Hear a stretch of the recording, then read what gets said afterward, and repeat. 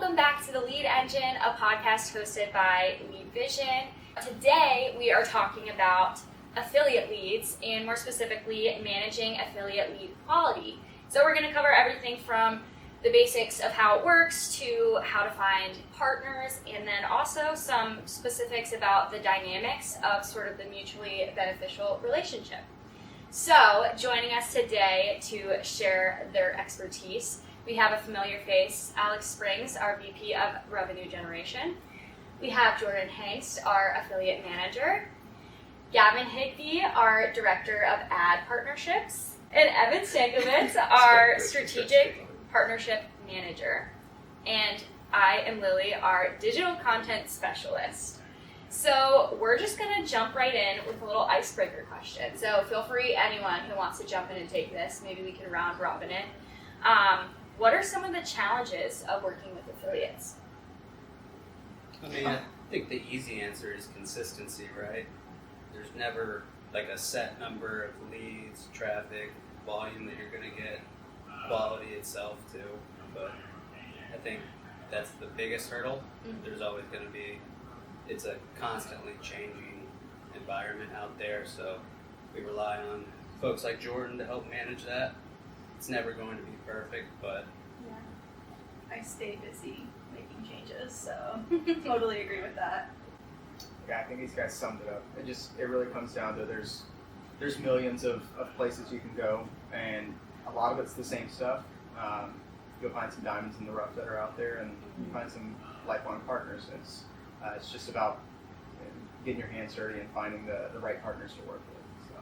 Yeah, and I know you mentioned that the broad term affiliate marketing can include a lot of different things.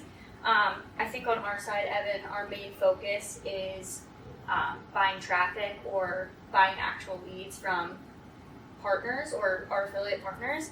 So can you sort of explain the difference between those two, just for someone who maybe is like newer to the term affiliate marketing, especially when it comes to lead generation? yeah, it's a great question. And the way that we classify it is a publisher will be advertising our offer on our behalf, while an affiliate will have their own funnels and flows where they keep the user and their experience, right? So a publisher can have its own audience. It could be a million different things, right? Think an email newsletter. It could be like blog posts, large social media following. But a publisher will advertise our offer. Our offer could be any one of our verticals, right? 1, 2, 3, forklift, bathroom design quotes, whatever it may be. But they'll advertise our offer and essentially send the user to our landing pages where the lead is then captured there, while an affiliate will take advantage of its own funnels, capture the lead there, and then we buy it, if that makes sense. Yeah, definitely. Do you find that there's a difference in the lead quality between the two of those? So not necessarily when it comes to a publisher versus an affiliate. I think what it really comes down to is how they source the audience in the first place, right? Like email's traditionally pretty good, social can be good, SEO and paid search is always going to be amazing, and a publisher could use any one of those sources, and the same for an affiliate, right? So it all comes down to really how they source the volume. Well, with that in mind, Gavin, what makes the affiliate channel different from some of the other channels that we're currently running ads on? Yeah, I think that the biggest thing with affiliate, in comparison to our other channels, is that it is outside of the building. So really, every other channel that we're in and that we run through is what we would call kind of in-house paid campaigns. So be that social, paid search, those are all things that team members here on our marketing team are executing and tracking and optimizing every day. Affiliate is us going to a separate company and looking to set up a partnership where they're either providing us with traffic or leads, and really we are using them as a way to scale volume quickly, either in existing categories where we need more demand or need to meet demand, or in new categories where we're looking to get significant volume quickly for new partners that we have coming on board. Alex, I want to throw it to you because you've been here for quite some time, so you sort of have a good reference of our history with affiliate marketing. So in the past couple years, I think that it's been a huge pillar of our growth. Can you just explain why it's become such a big part of how we scale? Yeah, I mean, I think it really just comes down to the fact that historically we're a small company, right? We're never more than 15 or 20 people here. We've got a decently sized marketing team, but it's still 15 or 20 people, right? So when we're jumping into new verticals, or as these guys have mentioned, maybe we want to really kind of up some growth or kind of drive more traffic or a little bit more volume to some of our buyers, sometimes we tap out our marketing team, right? There's only so many things that we can do to really generate a lot of volume in a quick way. So we kind of look at these affiliate partners and these publisher partners as just really just a jump start to lead volume, right? If we jump into some new vertical and we've got some clients that are going to be buying leads from us, it could take us a little bit of time to get a search campaign rolling and to get some social campaigns really built out and tested to where we know the quality is there and the volume is coming through. So we can lean on some of these affiliate partners to essentially plug and play and immediately start getting leads to those buyers that we've got. Yeah, to Alex's point, like going with an affiliate, you're taking advantage of the fact that they've already done all that testing or kind of at that level already. Yeah, you got to be strategic about it, right? I think we'll probably talk about this later on in the episode, but all of these guys do a great job of really vetting out these different clients that we work with and affiliates that we work with. Jordan is getting her hands dirty in dispositions all day long. Our customer service team, anytime we bring somebody on as a new affiliate partner, we're running them through a lot of rigorous tests and checking to see if the quality is there. So yeah, it's about doing it strategically, making sure that the right partners are coming on board and being able to kind of grow that volume as well and having lots of different sources. Yeah. So. Well, you started to touch on some of the benefits, but Jordan, I want to throw it to you. What are some of the other benefits of affiliate lead buying that maybe some of our other sources can't offer? Yeah, these two kind of stole my answer. But As per basically, usual. I would say buying leads just allows us to cast a wider net. There was a guy that used to work here when I first started, and I remember he had this like diagram that he drew with like boats, fishing boats and nets, and he explained it really well. Unfortunately, I probably won't explain it as well as he did. I'm already seeing it. But yeah, it just really lets us reach an audience that we might not be able to reach with our own marketing efforts, and just helps us fill the gaps when we need quality or volume or things like that. Yeah. So talking a little bit about numbers, Alex, do you know how much we make on average from selling leads of our own to affiliates? I mean, it depends, right? Whether it's selling to third-party affiliates or even buying from them, a lot of times it comes down to that whole ping post model, right? We've got some partners that are direct posts, and we've got different payout, or whether it's rev share or some sort of percentage or something along those lines. But a lot of the partners that we work with are on a ping post model, and essentially they're telling us how much they pay for a lead, or we're telling them how much we would pay for a lead, and it becomes essentially like a bidding platform at that point, right? Okay. It's very, very dynamic. It comes down to the demand in those areas. It comes down to if we've got actual buyers that are buying those leads as well, or when we're buying from folks and then reselling it. So I guess in terms of like measuring the impact, or if it's worth continuing to invest in like buying affiliate leads, how do you measure success? Like what to you looks like, yes, this is something we're going to keep investing more into, and when do you think like, oh, maybe we should scale back for this industry? A lot of times it comes down to quality first. I think that's the biggest thing, right? We'll take a cut on what we make if it means that our buyers are seeing success. So I think it really just does come down to quality, and guess maybe volume in some cases, but quality for sure. I think our affiliate partners too are very open to feedback. So like if I come to them and I'm like, hey, we've seen quality drop, like we need to do something, they don't want to lose our business, so they're Right. going to do whatever they can to increase that quality and get us better leads. Yeah. So is that something that this isn't a question I had, and anyone can jump in and answer, but I guess maybe that's related to more on the partnership side, but maybe you also are involved too. So are you like taking inventory, or are you checking in frequently on like with our partners and letting them know like what sort of quality we're seeing, or is it really only when there's a problem that you sort of take that back to them? No, I'm getting dispos from our customers and going through that data, and then I'm taking the feedback that they're giving me for each affiliate partner, creating another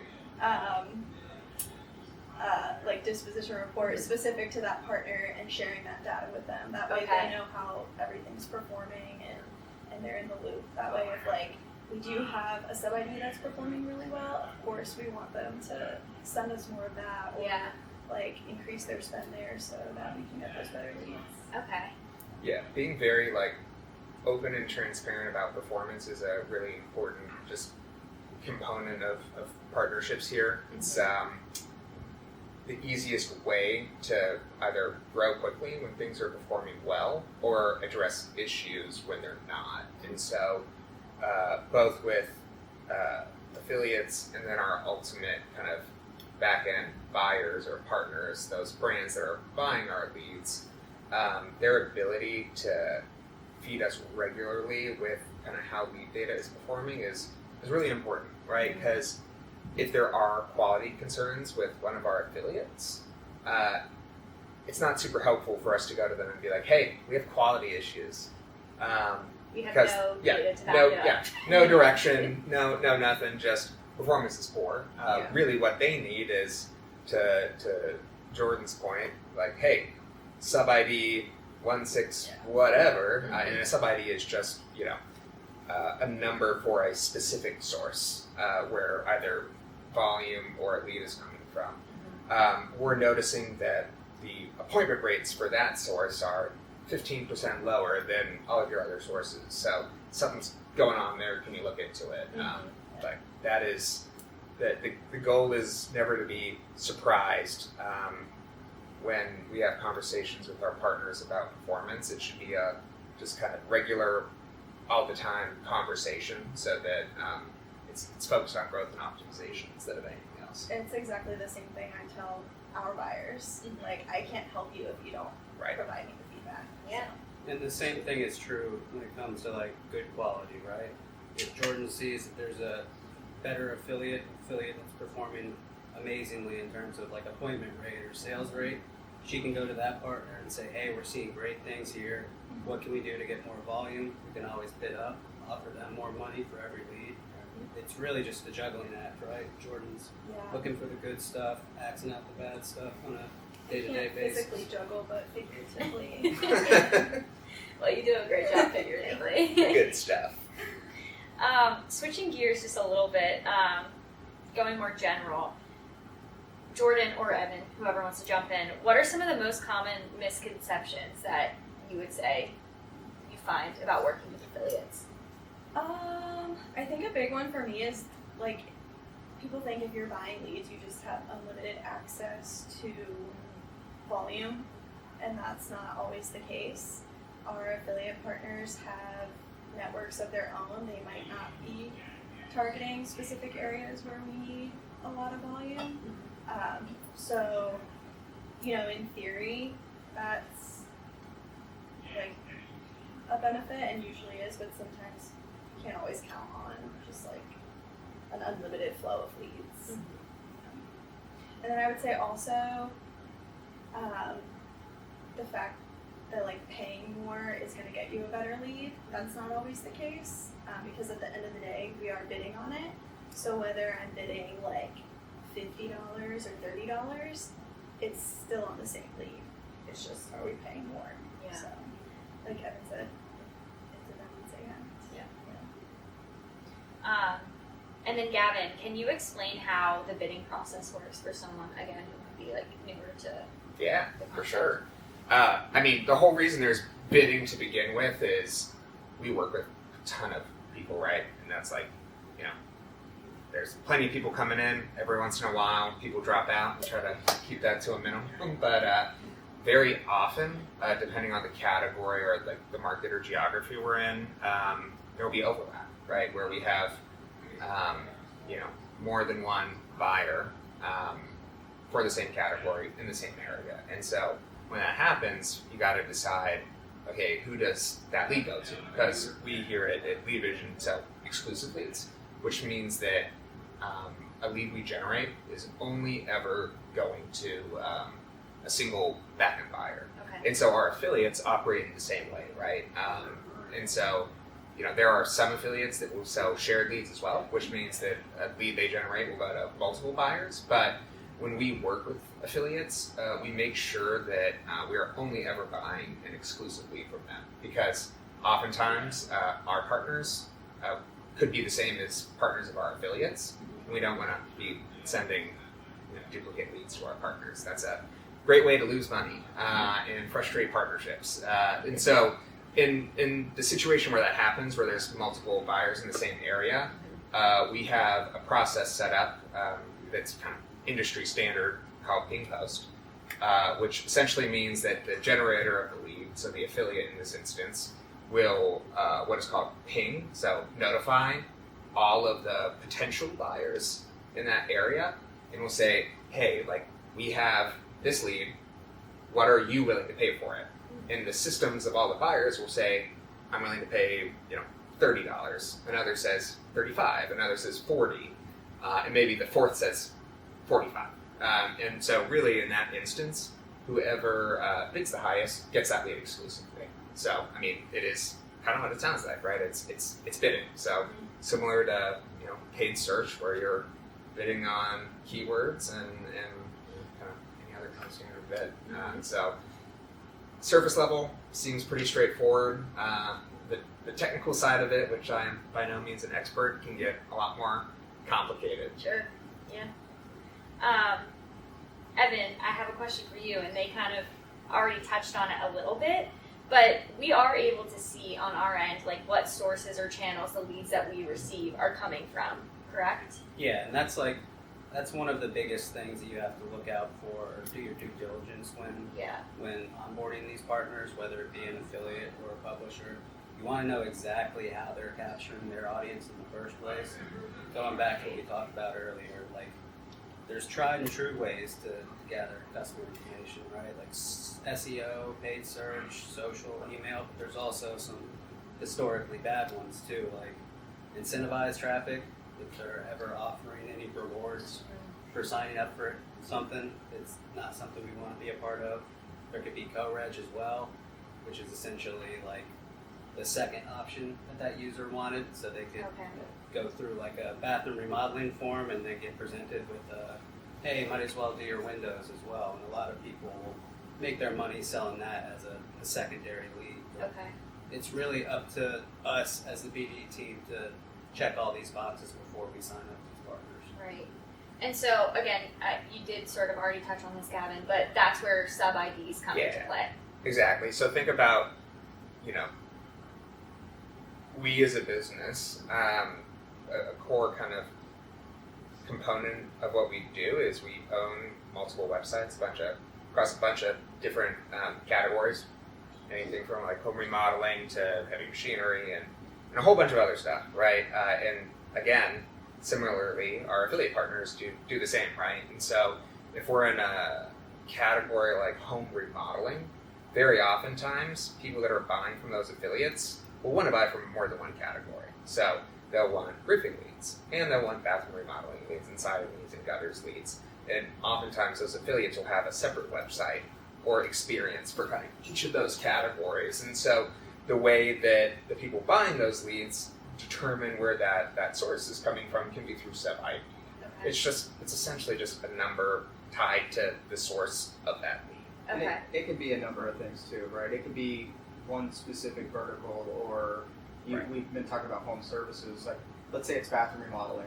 we could buy bathroom remodeling leads from one affiliate partner, and they're all bathroom remodeling leads, but we could have 5 or 6 different source mix or not source sub IDs, Okay. and that could just be from different ad campaigns. Maybe they're beta testing different things. Right. Something could be social, something could be incentivized or co-reg traffic. Stuff could be search and SEO. We might pay different amounts for these different lead types or different sources, and really what we do with it, and Jordan and Evan and Gavin, I mean, what we're doing is just seeing what works the best, right? Yeah. So we could buy leads from 5 different sub IDs from one partner, and we could buy leads from just one from somebody else after we've mixed a couple of things, or maybe they only have one sub ID that we really trust. So it's just allows us to have a source mix, like we have our own internal source mix.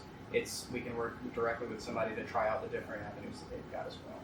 Yeah, and that all ties back to just performance being really important, right? We want to be able to get as granular as possible on how these partnerships are performing, and we got to be able to optimize if things aren't. And so Jordan does a ton of this, right? Where she'll be looking at, from a single affiliate, there could be multiple sub IDs, and if one is vastly underperforming the others, that's a good flag for her to reach out to the affiliate and either have them work on optimizing or cut it out altogether. And so it just allows us to get as much control as possible over what our current performance is and how I can optimize it. Sure. What's crazy though is like one sub ID might be like horrible for one of our buyers, but then another buyer is just killing it with that sub ID. So that makes it a little bit tougher, but it is nice that we have Yeah. systems on our end where I can like focus that sub ID towards the buyer that's actually able to work it well. And Yeah. It'd be nice if it made sense, Yeah, but that's Yeah. works out. Yeah. So this is sort of related. Jordan, what quality checkpoints are you looking for when selling an affiliate lead? So we look at a couple different things. Really, when we start out with a new affiliate partner, we put them into like a pending status. Okay. And during that time, it'll be for about like the first like maybe 25, 30 leads or so. We'll have the leads coming directly to us and also in customer service. So me and the girls in customer service, and we'll actually validate those leads before we send them to a customer. And it's essentially just making sure that the lead quality is good, and we look at the trusted form just to make sure we don't see signs of fraud.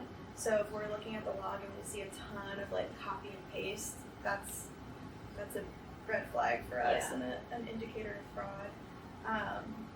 But we'll look at that heavily, and then we do look at the address on the lead, especially for like our bathroom remodeling leads, just to make sure we're not getting a bunch of like rundown homes or like apartments, or sometimes leads will come in with a hotel address, and depending on the vertical, it's like that doesn't Can't make really- any sense. Yeah.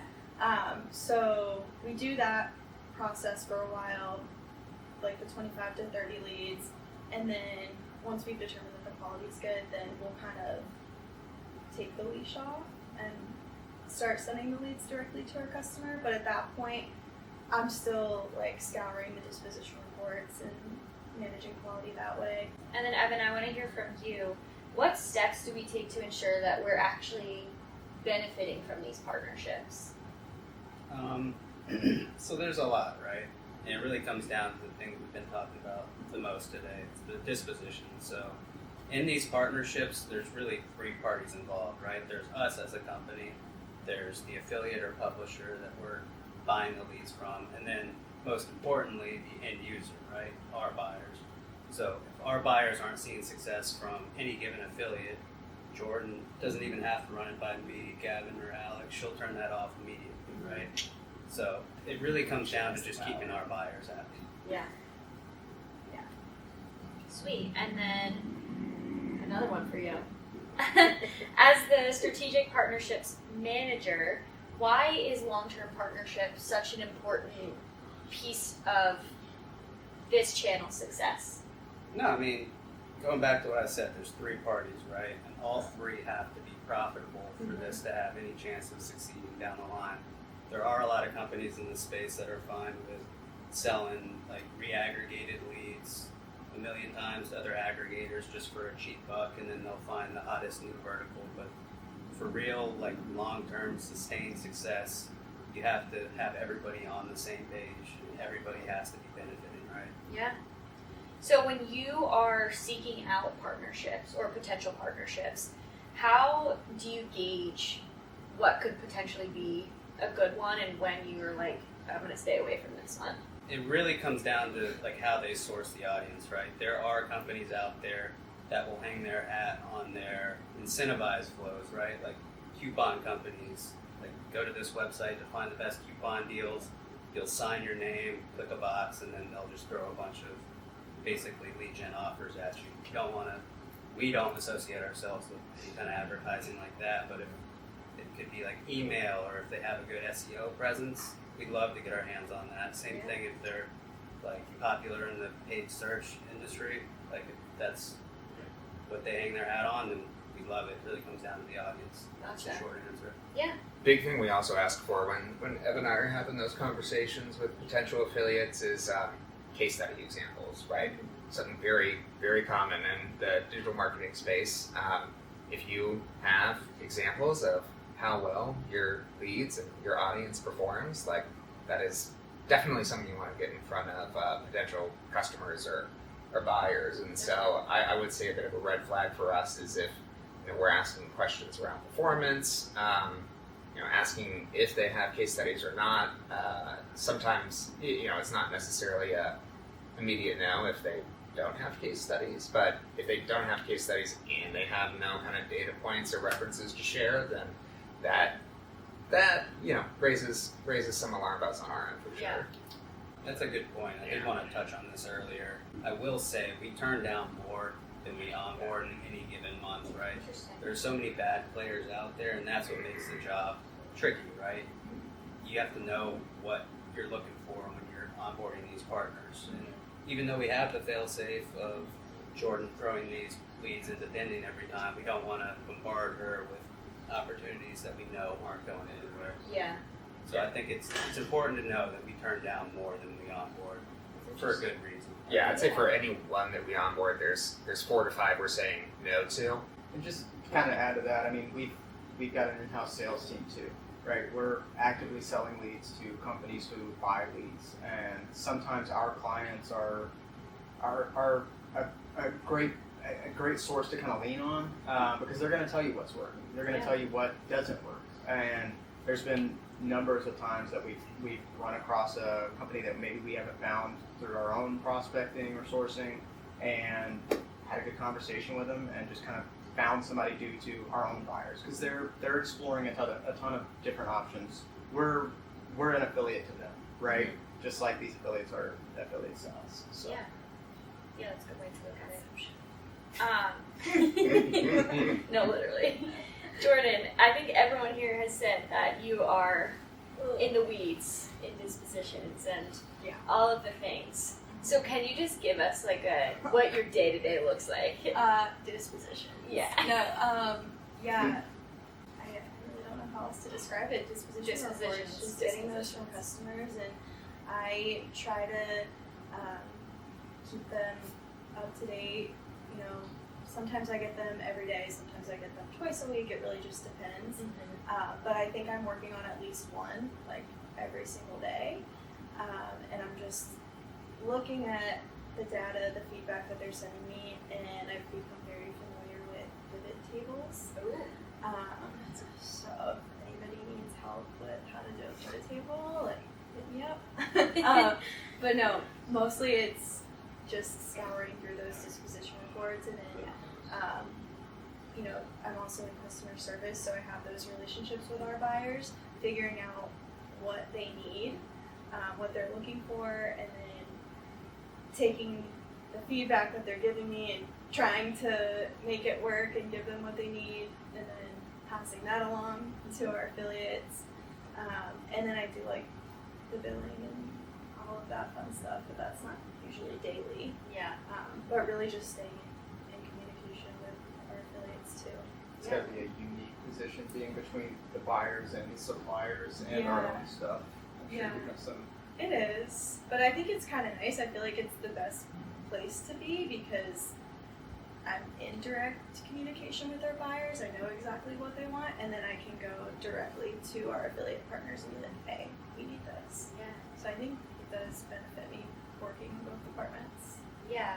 Well, I think something else that's unique is like with you being on the customer service side too, you probably hear a lot of the pain points that people are calling in and saying like, hey, this isn't working for me. Yeah. So what would you say are the most common complaints that you hear from partners that cause friction, and then how do you resolve them? Yeah. You mean from like our affiliate partners? Yes. To be honest, I'm the one complaining to them. Not like complaining, but you know, like you said, like I'm talking to the buyers, they're complaining to me, and then I'm passing that on to the affiliates.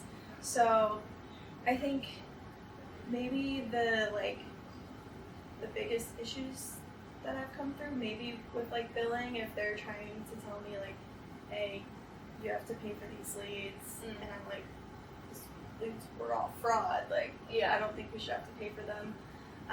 That might be a pain point, although I don't really see that too often. Usually, if somebody's like sent us fraud, they're like, all right, Yeah, we see that. that's a Our wash. bad. We'll start over. I feel like I don't really have too many like tough conversations with our affiliate partners because at the end of the day, we're all trying to do the same thing and make money. So as long as we do have an open line of communication and I'm giving them the correct feedback and the data from our buyers, it's really easy to have a good relationship with them. I think that's sort of a testament to, I mean, all of you guys for how we're able to find partners that we work so well with. Yeah. That obviously plays a huge part in that too. So, Alex, I want to jump to you. So another one of the benefits that we talked about a lot in the first episode is that we are able to generate these high intent buyer ready leads for our buyers.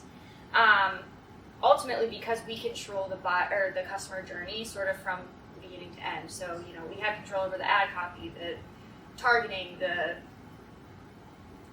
you name it, the visuals. Do you feel like our affiliate partners are able to sell us that same quality? I'd say, I mean, it comes down to where they're coming from, right? When it comes to a true affiliate, we're never going to have as much control over that funnel. We can control who we buy from and what we bid. So there's some folks that are a lot more transparent with us that will show us, maybe some of the ad copy or what they're putting out there. But there's also some of those partners that will change that. Like to Jordan's point, that'll change that without ever telling you. Yeah. So do I think that our partners that we work with on the third party side, can they provide the same quality? Yes. Do we have the same control? No. Right? I mean, there's sources that have historically, sometimes they'll generate leads that are fantastic, and we have no control over that. We can just say, hey, we approved this creative, we have these territories, this is how much we'll pay. Yeah. It just comes down to really making sure you're working with the right folks, right? Yeah. We trust in our own process. We trust our marketing team to make the right adjustments and to put the right ads out there to drive the right sort of traffic. And if we've got a good partnership, we're hopefully going to trust them long term to push the right stuff to us as well. Yeah. Kind of a non-answer, but it No, I guess what I took from that is, again, just reiterating, like, source is super important regardless Right. of. It really is, yeah. And sometimes it can be a little all over the place. Like we talked about, you can have something that's fantastic and then it tanks. But it just comes down to being vigilant and making sure you're staying on top of these things, seeing the feedback from our buyers, and at least keeping your eye out for more opportunities, right? We don't want to just bring on a couple of partners and then never work with anybody else. We're always looking for new ways to kind of grow our own efforts marketing wise, as well as those third party channels that are out there. Yeah. So speaking of growth, Evan, how does buying leads or buying traffic from publishers help support our growth into maybe a new vertical? No, it's a great question, right? So, when starting a new vertical or launching a new vertical, a lot of the times we're not going to have the coverage that our marketing team is going to want to play with right out of the gate, right? Okay. So, say we're jumping into gutters, for example. We have one interested buyer, but they cover like, let's say 10, 50-mile radiuses across the U.S. That's going to be really hard for our marketing team to get that granular and still make a profit while generating these leads. But that gives us a perfect opportunity to test out some of these old partners that we have from other verticals and really test the quality and see what we can use down the line. Obviously, we want to continue to grow that coverage so you guys can really get these paid search campaigns off the ground. But until then, we got to figure out what we have in terms of partners and quality and still be able to keep our customers like active and live. Right? Yeah. There can be a big chicken or the egg problem when it comes to breaking into new categories where it's like, what do you need to get first, the volume or the partners? And if you go to the partners, they say, well, we need volume first. And if you go to volume sources, they'll say, well, we need partners first. Right. And so, especially with our in-house campaigns, like we've said, it takes time for them to scale up to make sure that we're maintaining quality. A lot of brands out there, like gutter installation brands, aren't really interested in 20 leads a month, which is not to say that's necessarily what has happened, but early on, as it takes time, the volume won't always be there. And so tapping on either affiliates for leads or publishers for traffic that we know perform well is a really good way to lock in some of those buyers that we need, those kind of contractor brands on the other side. Once we get them kind of secure and stable, and they start providing us with disposition reporting, that reporting is actually something that is incredibly helpful for our marketing team.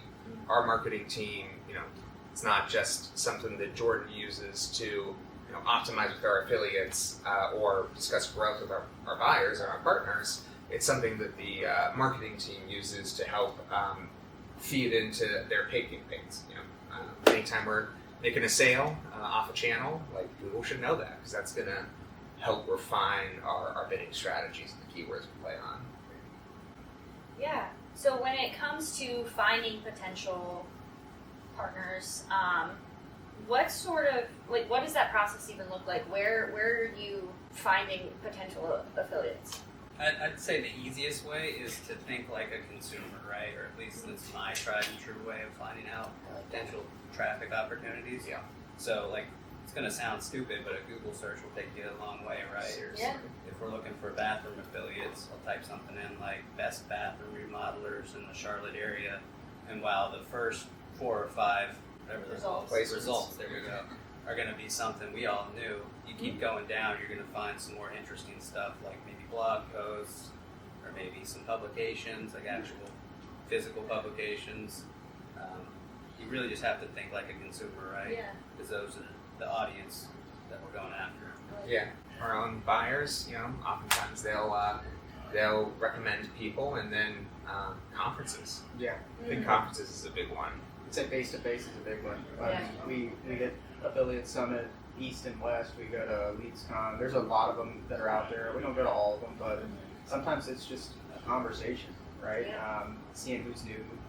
LinkedIn is big, right? I mean, just anywhere where you can find it yourself, or if you can see people talking about it, or strike up a conversation about it. And I'm always looking for new stuff that's out there. I feel like every day we're sending each other a message. Hey, have you heard about these guys? Yeah. Yes or no? And maybe we've tried them, maybe we haven't, but always looking to see what's new out there, and who's reputable, who's got some good stuff. And to that end as well, affiliates are a lot more eager to talk. We're talking about business development, sales, outreach. It's a lot harder to get a home remodeler to respond to your messages than an affiliate, because in a lot of ways we are all very similar companies looking for the same thing, and we know that just because we're looking for the same thing, it doesn't necessarily mean we're direct competition and can't help each other out.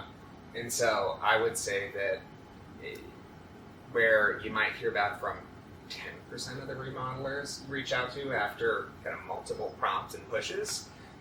80% of affiliates will follow up with you and at least have a conversation. If not, reach out to you first. Yeah, exactly. That's actually, what I was going to ask. Do you find that like a lot of the potential partners, are they reaching out to you guys, or is it a shared effort, or it kind of ebbs and flows probably? I would say the lower, Yeah. like ranking Quality. opportunities, lower quality are always going to be Reach knocking out to at you. your door. Gotcha. The inbox is constantly filling up with that, but Yeah. if So it it's the takes some spam. time to get a conversation rolling with some of these bigger, more established partners, that's probably going to be where the Yeah. long-term opportunity is, right? So I'm going to skip over a couple questions just because we already sort of touched on them. Yeah. But Gavin, what would you say is the secret to maintaining a successful long-term partnership? With affiliates? Yes. Ooh, collaboration. In a lot of instances, we are going to our affiliates and are looking to buy leads from them, but very often they're also looking to buy leads from us, right? So like figuring out a way to be like reciprocally beneficial for both sides is important. The quality obviously needs to be there. Like I think at the end of the day, like that's all that matters. Like we would prefer to have a long-term relationship with someone that is very difficult to work with but has great quality, as opposed to someone who is, never hitting kind of performance metrics but are awesome. Like, it would be great to get on a weekly call with someone who is your bud and it's great to talk to, but if it doesn't work out, then it's a waste of everybody's time. So it's really figuring out where that quality is, how you can optimize together, but then, doing your best to advocate for them inside this building and proving that you're there to work for their success often means that they'll do the same on their end. Now that's with quality affiliates, not necessarily the other way around, but I think you don't want to be a complete open book about what all your strategies are and your metrics and your growth plans and strategies, but being open enough also and them doing the same is also just a great way to like generate ideas and hopes you just have a better understanding of what both sides are trying to achieve, and that lets you scale. So, performance is everything at the end of the day, but some of those other things on top of it can really be what makes a long-term partnership strategic. Yeah. And to Gavin's point, I mean, some of those long-standing partnerships, whether it be with publishers that we've got or affiliates that we're working with, or just more creative partnerships with other companies very similar to us, a lot of those long-standing partnerships lead us into the direction of launching new verticals and trying new things. There's some things that we do right now that we probably wouldn't have done or maybe would have gotten to later had it not been for some of those longer term partnerships that we've got, where they said, hey, this is something that we're doing, are you interested in this, or are you guys doing that right now? And maybe at the time it was a no, but they pushed on it, or we had more and more conversations on it. So the right people, we're going to help each other, right? Maybe they help us get into something, maybe we help them get into something, and we're eventually working together in that space rather than against each other. Yeah. So. That's great. Well, that sort of leads us into our final question. Just what's one piece of advice that you would give to companies just getting started with finding affiliate partners or buying affiliate leads? I think I'd say just like you kind of mentioned, like being kind of not being a total open book, but definitely keeping an open mind. Yeah. Right. I think that as we've all kind of talked about, you're not going to find, and hopefully you do, but you're not going to find the perfect source the first person you talk to. And that goes for if you're generating your own leads too. You're going to run into some bumps in the road, but get conversations started. See what people are doing. Hold true to what you need it to look like for your end, your models, your KPIs, like what you need it to be for yourself, and you'll find the right partners. So. Yeah, I would say it like two answers, right? If you're like one of our buyers, like a remodeler, and you're just getting into buying third-party affiliate leads, you gotta understand and accept the fact that they're not going to perform as well as the ones you generate in-house, which makes sense, right? Like if someone is, searching, your brand specifically for your product, and they go to your site and they purchase something, that is going to be way more cost-effective than you getting someone from a third-party lead that then ultimately converts. And the reason that if you are a company and going after third-party leads, the reason you do that is like you've maxed out kind of how many customers you can acquire from your own in-house methods. And that's something that every once in a while we'll have to have conversations with buyers about, like prospective buyers where it's something new. And then, I largely echo what Alex said. If you're kind of coming at it from the affiliate side, not everyone's going to be perfect, but also there's a lot of collaboration that can be had. We get tons of warm intros from affiliate partners of ours, and the internet is a very, very big place, and it's a lot better to get along with people who are in your industry than be petty and overly protective, and so embrace it. Yeah, I think persistence is key, especially right out of the gate, right?